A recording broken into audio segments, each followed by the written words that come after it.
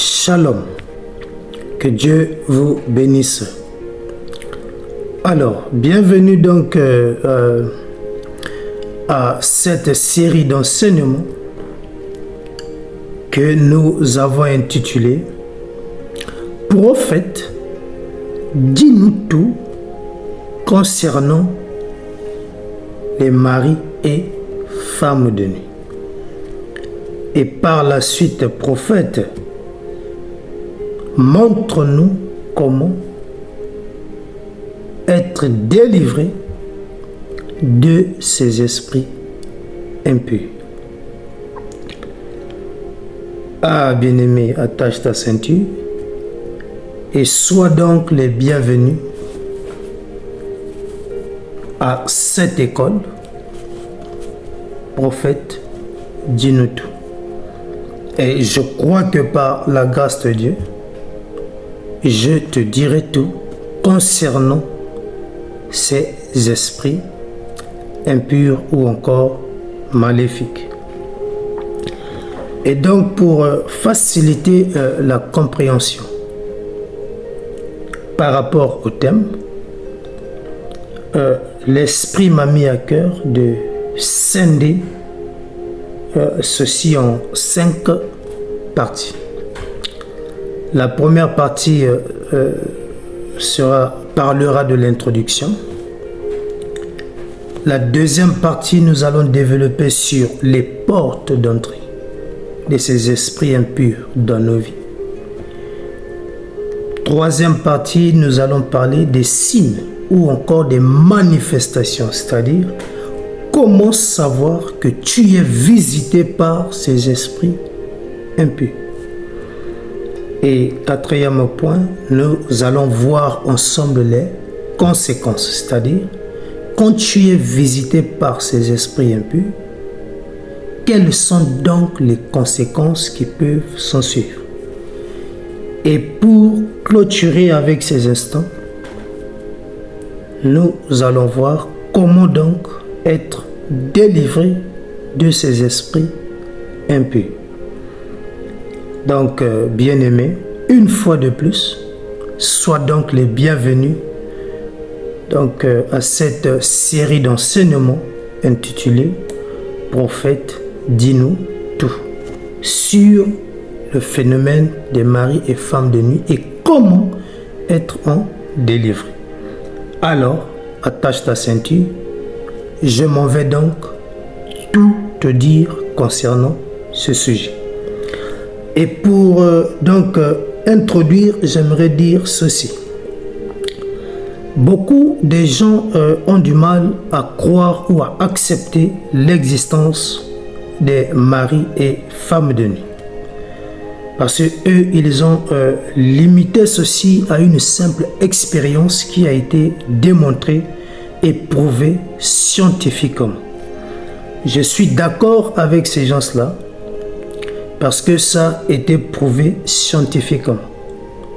Et nous pouvons également remarquer, lorsque un enfant suit les films d'horreur avant d'aller dormir, vous allez remarquer qu'au milieu de la nuit, l'enfant va se mettre à crier. Et lorsqu'on va se renseigner, l'enfant va dire « On était en train de me poursuivre. Quelqu'un a voulu me tuer, quelqu'un a voulu me faire du mal. » En réalité, il a juste rêvé, au fait, les images qu'il avait enregistrées, captées avant de dormir. Et donc, il a fait un rêve et dans ce rêve, les mêmes images sont revenues. Donc, c'est tout à fait normal que l'enfant puisse crier. Et donc, c'est exactement aussi avec le cas qui a été prouvé scientifiquement où quelqu'un qui base ses idées sur le sexe ou encore la pornographie, d'accord, il a au moins 70%, d'accord, de dormir et rêver qu'il est en train de faire l'amour avec une femme.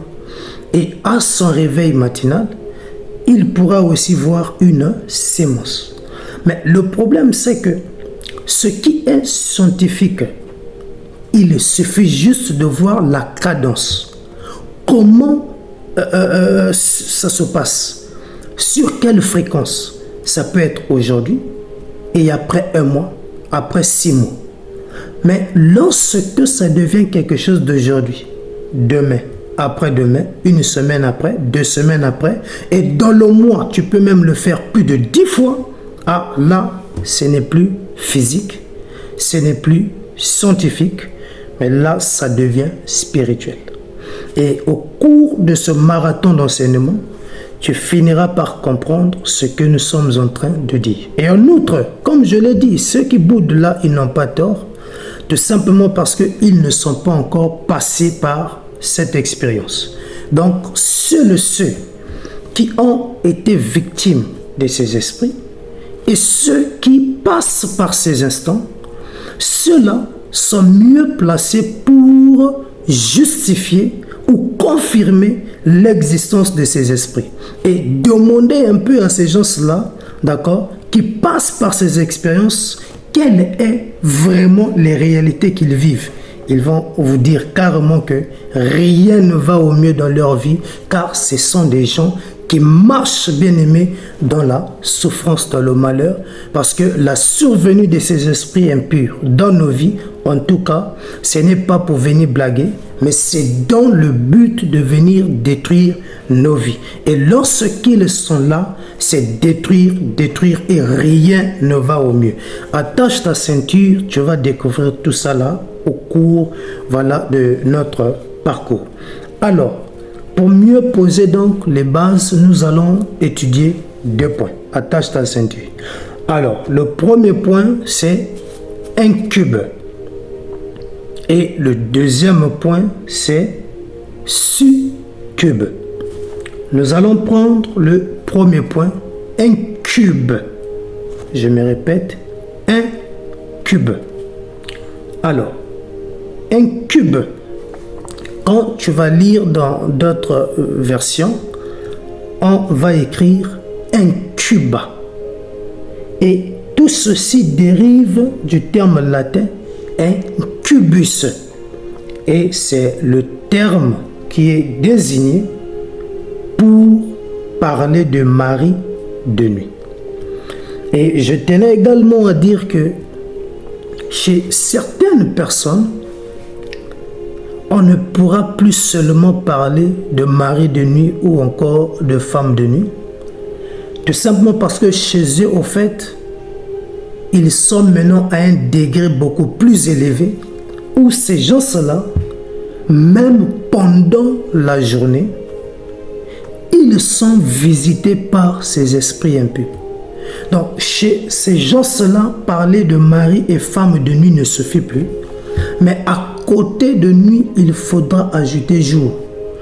Et, bien aimé, ces gens-là souffrent beaucoup.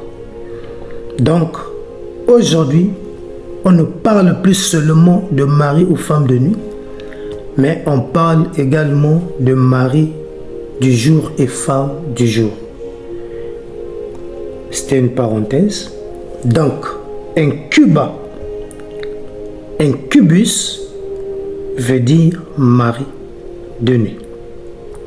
Et lorsqu'on prend le mot incubus, ce mot est constitué de 2 termes.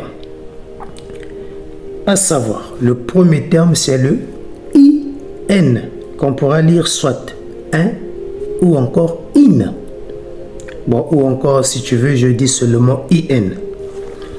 Et ceci veut dire sûr. Je me répète, sûr. Comme on dit par exemple sur la table, donc sûr. Ok. Et le deuxième terme c'est cubus. Et dans d'autres versions on dira cuba. Et ce terme-là veut dire coucher.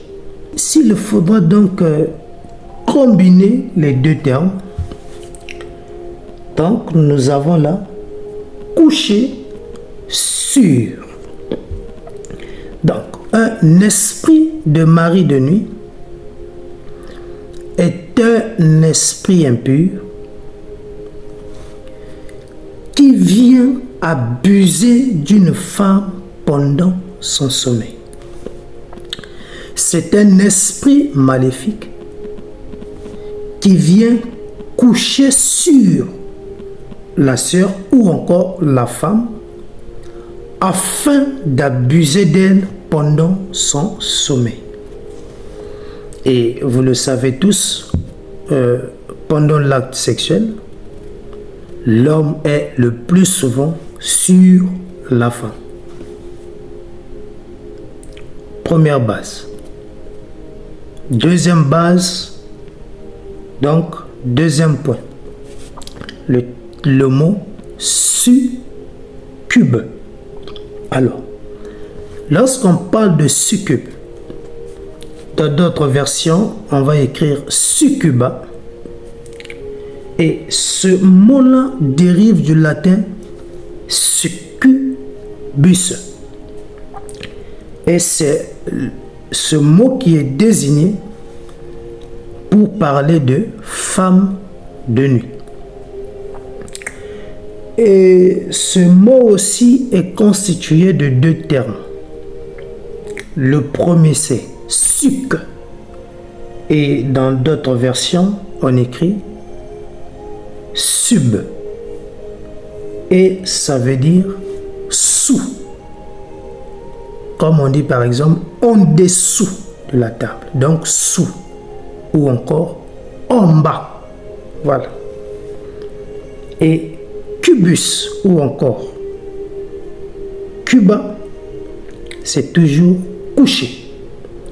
Et s'il faut combiner les deux, on dira couché sous.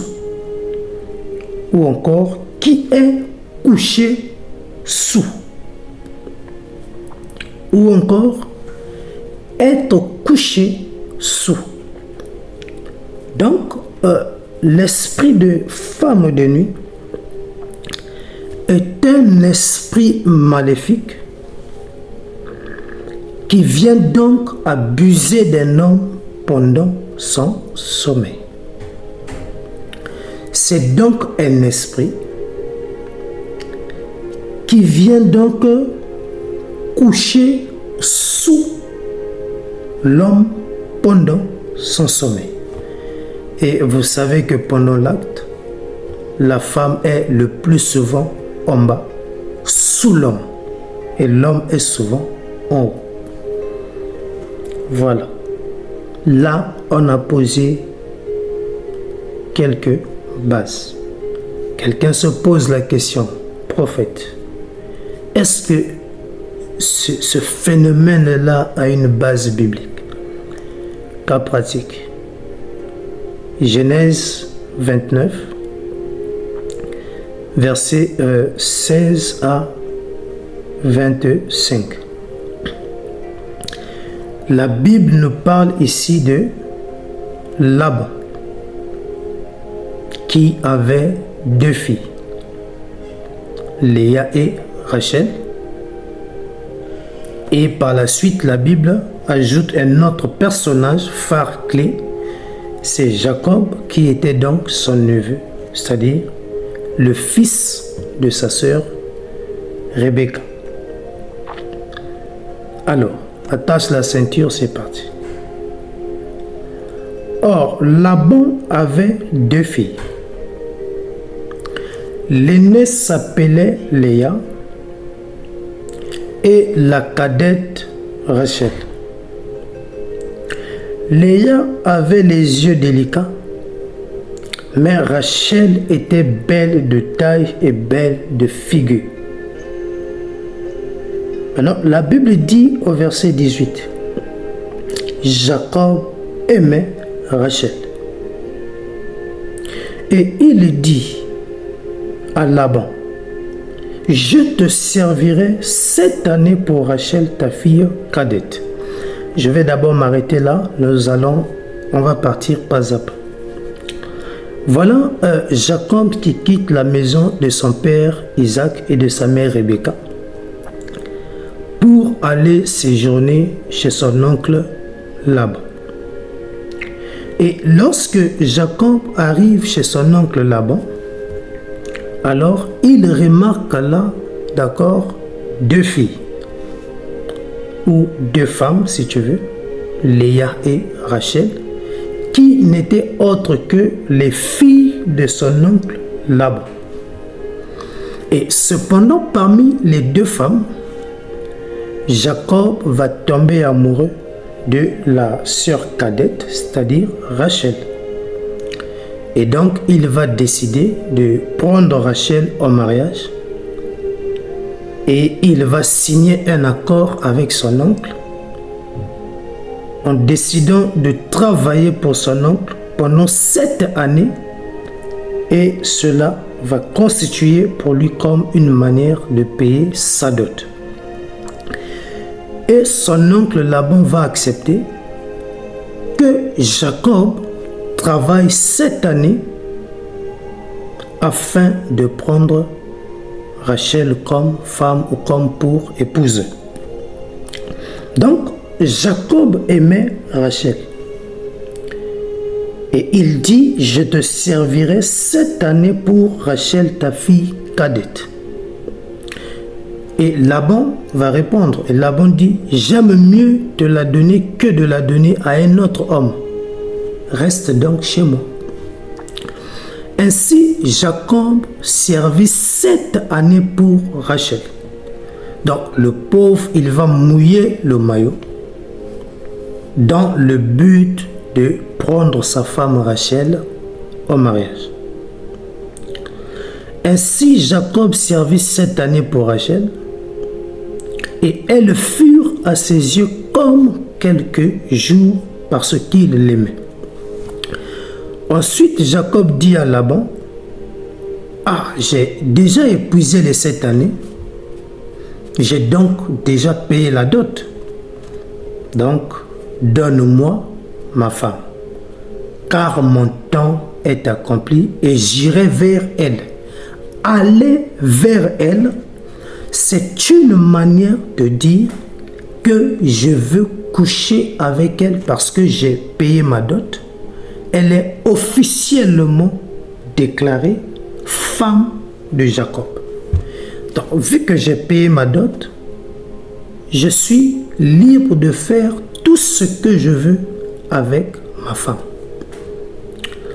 Laban a dit, tiens, tu as raison, tu as payé la dot, oui, elle est ta femme, et donc laisse-moi organiser un festin, une fête de mariage, où on va inviter un peu les gens et que le monde sache que Rachel n'est plus libre, elle n'est plus célibataire, mais à partir d'aujourd'hui, tout le monde doit savoir, doit connaître que Rachel est déjà occupée, elle est déjà prise par Jacob. Le verset 22. Laban réunit tous les gens du lieu et fit un festin. Donc, c'est la fête de noces, fête de mariage. Et donc, jusqu'à là, tout le monde savait, ou tout le monde sait, que la mariée, c'était Rachel, le marié, c'était Jacob. Et je suppose que même Jacob pouvait voir comment on était en train de maquiller Rachel, comment on était en train de préparer Rachel. Je peux l'imaginer. Et voilà comment on va organiser la fête. Et les gens vont venir, les gens vont boire, les gens vont également manger. Et cependant, il y avait une coutume en Israël. La femme partait avant pour attendre l'homme dans la chambre où allait avoir la nuit de noces. Donc la femme partait avant l'homme. Donc elle était dans l'obligation d'attendre son homme dans la chambre. Et jusqu'à là, lorsqu'on prend Rachel pour l'amener dans la chambre, Jacob est en train de voir. Et il se dit, dans cette chambre-là, c'est Rachel qui m'attend là-bas. Tellement que je l'aime, je la désire tellement. Et donc, je me dis qu'on doit passer un bon moment de fête, c'est-à-dire un bon moment d'intimité. Alors, 23. Le soir, il prit Léa. Ah, là, il y a un problème. Attache ta ceinture. Jacob se dit que la femme qu'on est en train d'amener dans la chambre, c'est Rachel. Mais le verset 23 nous dit que Laban, au lieu de prendre Rachel, Laban va prendre Léa, sa fille, et l'amena vers Jacob qui s'approcha d'elle. Je dois bien expliquer cette partie. Jacob se dit que la femme que j'ai prise au mariage, c'est Rachel. Et donc, pour cette nuit de noces, c'est avec Rachel que j'aurai des rapports sexuels. Et il se dit, donc, la femme qui va m'attendre dans la chambre là, c'est Rachel. Or, il s'avère que ce n'était pas Rachel, mais Rachel a été remplacée par Léa, sans que Jacob ne soit au courant. Et je suppose peut-être qu'il avait bu, ou je suppose peut-être qu'il n'était pas dans ses états. Et lorsqu'il arrive dans la chambre, il voit là une femme. Dans sa tête, il sait que c'est Rachel qui est là, parce que c'est la femme qu'il a prise au mariage. C'est la femme pour laquelle il a travaillé pendant 7 années afin de payer la dot. C'est la femme qu'il a tant désirée et il décide vraiment de connaître sa femme, c'est-à-dire d'avoir un moment de rapport sexuel avec sa femme parce qu'il le voulait, il le désirait. Et les deux également le désiraient. Donc lui, il sait que ça, c'est Rachel. C'est ma femme, j'ai payé ma dot, donc je dois coucher avec elle. Et voilà comment Jacob va coucher avec la femme qui est au lit. Lui, il se dit que c'est Rachel. Je suis en train de faire l'acte avec Rachel. Mais il s'avère que ce n'était pas Rachel, mais c'était Léa à la place de Rachel. Et toute la nuit, Jacob a couché avec Léa. Et lui, il se disait que c'était Rachel. Et voilà maintenant au verset 24. Et Laban, le verset 23, donc le soir, il prit Léa, sa fille, et l'amena vers Jacob qui s'approcha d'elle. Maintenant, on prend le verset 25. Le lendemain matin, voilà que c'était Léa. Ça veut dire que au réveil matinal, lorsque Jacob se réveille, il se dit, waouh, j'ai eu un bon moment de plaisir. J'ai vraiment aimé ce moment de fête. Ah, laisse-moi encore prendre ma femme dans les bras. Et au moment qu'il regarde la femme, il se rend compte que ce n'était pas Rachel, mais c'était plutôt Léa. Or, toute la nuit, il a fourni les efforts en pensant qu'il était en train de coucher avec Rachel. Or, il s'avère que c'était une autre personne.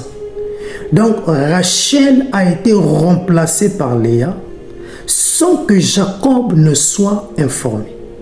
Et lui, pendant l'acte, il se dit que c'est avec Rachel que je suis en train de faire l'acte. Or, ce n'était pas Rachel, c'était plutôt Léa. Et c'est exactement de cette manière que les esprits des maris et femmes de nuit opèrent. Et là, vous pouvez voir un couple qui est en train de dormir. Et au réveil matinal, l'homme qui dit à la femme, « Ah bébé, hier soir tu étais fantastique. » La femme étonnée, la femme va dire à son homme, « Fantastique comment et par rapport à quoi ?» L'homme va dire, « Mais hier soir tu étais en train de me caresser, tu étais en train de me toucher. » La femme va dire, « Non, moi je ne t'ai pas touché. » Or, ce n'était pas la femme physique, mais c'est cet esprit de femme de nuit qui est venu abuser de l'homme pendant son sommeil. Et lui, dans sa tête, vu qu'il est couché avec sa femme au lit, il se dit sûrement que c'est sa femme de la maison. Or, ce n'est pas sa femme, mais c'est l'esprit succube qui est venu abuser de lui pendant son sommeil. Vous allez voir un autre couple. Ah, mon mari, tu étais fantastique, bébé. Non, ce que tu m'as fait hier soir, ça mérite que je te prépare ton meilleur plat ce matin. L'homme étonné, l'homme dit à la femme, mais de quoi parles-tu? Il dit, mais bébé, hier soir, tu m'as bien fait ça. Il dit, moi, je t'ai touché hier soir. Oui, mais ta main se promenait et tout. Oh, ce n'était pas si tard, mais c'est le mari de nuit, Jean-Jacques, qui était venu abuser de la sœur pendant son sommeil. Donc c'est exactement comme ça que ces esprits de mari et femme de nuit opèrent. Donc Jacob, à son réveil matinal, c'est là où il va remarquer, d'accord, que ce n'était pas Rachel, mais plutôt Léa. Et les signes qui prouvent que tu es visité par les maris et femmes de nuit, le plus souvent, on les remarque aussi au réveil matinal. Donc, cela étant dit, je pense que, ok. Nous allons maintenant voir encore deux bases. Parce que aujourd'hui, c'est juste l'introduction. Nous allons voir par la suite deux bases. Et c'est la première base, je l'intitule souvent l'esprit vers l'homme. Et la deuxième base, je l'intitule l'homme vers l'esprit. Tu vas comprendre tout à l'heure de quoi donc il s'agit. Alors, premier point, esprit vers l'homme. Et là, nous partons dans le livre de Genèse au chapitre 6. Et nous allons lire les 3 premiers versets pour poser les bases. Parce que ici maintenant, j'aimerais montrer à quelqu'un clairement que ces esprits de mari et femmes de nuit existent vraiment. Attache ta ceinture. Alors, le verset 1. Lorsque les hommes eurent commencé à se multiplier sur la face de la terre, et que des filles leur furent nées, les fils de Dieu. Bien-aimé, souligne-moi fils de Dieu. Et tu dois comprendre que dans l'Ancien Testament, partout là où on parle des fils de Dieu, tu dois automatiquement mettre dans ta tête que il s'agit des anges. Et les anges sont esprits. D'accord? Voilà. Donc, les fils de Dieu, c'est-à-dire les anges, virent que les filles des hommes étaient belles. Et ils en prirent pour femmes parmi toutes celles qu'ils choisirent. Ah, les anges qui sont esprits décident de prendre des femmes nées des hommes physiques comme toi et moi. En fait, pose-toi la question de savoir comment cela peut être possible. C'est-à-dire un esprit qui décide de prendre quelqu'un comme toi, ma soeur, et par la suite, vous fusionnez, d'accord, pour devenir un couple. Alors l'Éternel dit, mon esprit ne restera pas à toujours dans l'homme, car l'homme n'est que chair et ses jours seront de 120 ans. 4. Les géants étaient sur la terre en ce temps-là, après que les fils de Dieu furent venus vers les filles des hommes et qu'elles leur eurent donné des enfants. Ce sont ces héros qui furent fameux dans l'Antiquité. La Bible dit, voilà les hommes qui sont sur la terre. Les hommes étant sur la terre ont compris qu'il faut être en couple. Et ici, on parle d'un couple qui est physique et qui met au monde des enfants. Et les enfants qui naissaient des couples d'hommes, la Bible dit que ces enfants-là étaient beaux et très belles. Donc, si c'était un homme, il était beau. Si c'était une femme, il était belle. Maintenant, les filles qui naissaient là, elles étaient très belles. Et leur beauté pouvait attirer non seulement les hommes physiques, mais la Bible dit que la beauté de ces enfants-là pouvait attirer les anges, c'est-à-dire les anges qui sont esprits. Et voilà comment un ange, un esprit, se laisse attirer par la beauté d'une femme physique, c'est-à-dire d'une personne physique comme toi et moi. Et par la suite, la Bible dit que cet esprit, c'est-à-dire cet ange-là, va fusionner avec une fille qu'il va choisir et ils vont aussi mettre au monde des enfants. Et ces enfants-là étaient souvent des géants, d'où la légende d'Hercule, si tu veux bien. La question est la suivante. Pour toi qui boudes de l'existence de ces esprits impurs, explique-moi comment un ange va coucher avec une fille physique comme toi et me donner à voir aussi un enfant. C'est-à-dire que la sœur tombe enceinte et qu'elle puisse mettre au monde un enfant. Explique-moi ça. Bien-aimé, on n'est pas là pour se distraire. Ces phénomènes existent. Maintenant, ce que tu dois retenir ici, c'est quoi? C'est que l'esprit s'est laissé attirer.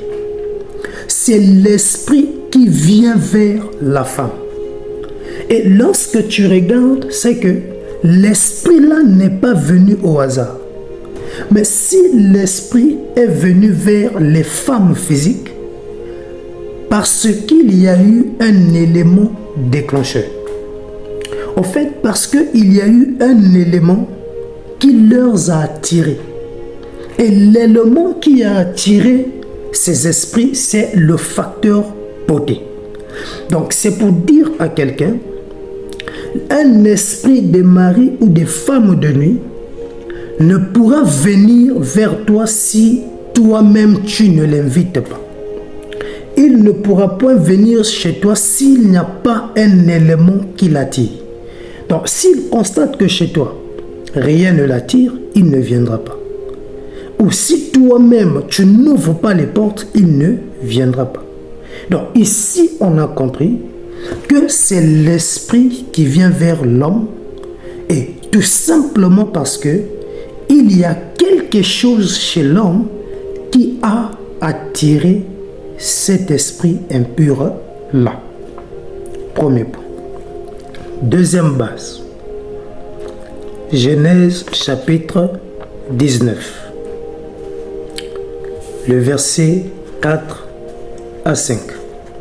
Et ici c'est intitulé L'homme vers l'esprit. Alors, nous sommes à Sodome et Gomorrhe. Et voilà comment Dieu décide de détruire Sodome et Gomorrhe. Alors, il passe par Abraham pour lui informer ce qu'il avait décidé de faire sur Sodome et Gomorrhe. Mais vu que sur Sodome et Gomorrhe, il y avait là-bas le neveu d'Abraham, Lot, alors Abraham négocia avec Dieu pour dire, est-ce que tu peux épargner Lot et sa famille? Dieu avait approuvé sa demande. Alors Dieu va envoyer deux anges. Qui dit ange, on parle des esprits. Pour aller vers Lot et pour lui dire de quitter Sodome et Gomorrhe avant que Dieu ne passe à l'acte. Alors, les deux anges vont arriver à Sodome et Gomorrhe. Donc, le verset 1 de Genèse 19. Les deux anges arrivèrent à Sodome sur le soir. Et Lot était assis à la porte de Sodome. Et quand Lot les vit, il se leva pour aller au-devant d'eux et se prosterna la face contre terre. Et par la suite, il va les inviter à aller chez lui. Et il va leur donner à manger, à boire, ils vont discuter. Maintenant, les habitants de la ville, ils ont remarqué que Lot avait fait rentrer des étrangers chez lui. Alors, verset 4, il n'était pas encore couché que les gens de la ville, les gens de Sodome, entourèrent la maison depuis les enfants jusqu'aux vieillards. Toute la population était accourue. 5. Ils appelèrent et dirent: où sont les hommes qui sont entrés chez toi? Les hommes dont il est question ici, ce sont des anges. Et par la suite, ils vont dire à Lot: fais sortir ces gens-là pour que nous les connaissions. Connaître ici, c'est la notion d'avoir un acte sexuel. Donc, les hommes disent à Lot: fais sortir les deux étrangers qui sont dans ta maison. Nous voulons coucher avec ces étrangers-là. Or, ces étrangers-là sont des anges, donc esprits. Et ici, ce sont les hommes qui décident d'aller coucher avec les esprits. Raison pour laquelle on a dit l'homme vers l'esprit. Ici, dans le cas pratique, c'est le plus souvent ceux qui partent signer les pactes, d'accord, avec le diable, ou encore dans des maisons un peu bizarres, parce qu'ils veulent avoir le succès, ils veulent qu'on puisse parler d'eux. Alors pour avoir le succès, de fois on leur dit: tu n'auras plus de femmes, ou encore tu auras une sirène pour femme. Donc ils partent souvent coucher avec les esprits impurs. Ça ne fera pas l'objet de notre étude, mais je voulais quand même te faire remarquer que deux fois, les hommes aussi peuvent décider d'aller coucher avec les esprits. De la même manière que les hommes peuvent aller coucher avec les esprits, on a aussi vu dans le Genèse chapitre 6 comment aussi les esprits pouvaient venir coucher avec les hommes. Et la Bible nous a dit que pendant cette fusion, il y avait aussi un résultat. Il y avait la naissance des géants. Voilà donc pour l'introduction. À nous revoir pour la deuxième partie. Que Dieu vous bénisse.